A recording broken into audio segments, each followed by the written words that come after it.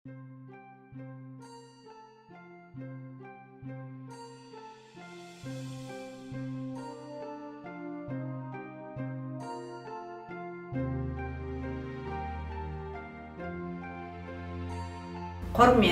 әлеуметтік желі пайдаланушылары, Западный кітапхана филиалы өткеннің мәңгілік мұрасы фольклорлық этнографиялық экспедиция онлайн жобасын жүзеге асыру мақсатында алдыңғы шығарылымында аңыз әңгімеміздің бейнеролигін жариялаған болатынбыз.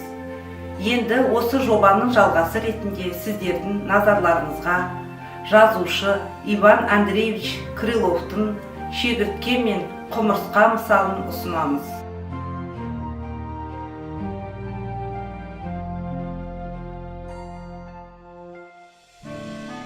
Шегіртке мен құмырсқа мысалының аудармасы. Шырылдауық шегіртке ыршып жүріп ән салған. Көгалды қуып гөл айттап қызықпен жүріп жаздалған. Жазды күні жапырақтың бірінде тамақ, бірінде үй.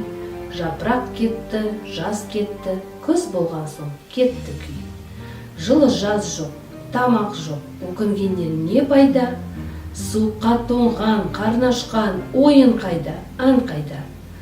Оны менен тұрмады, қар көрінді, қыс болды.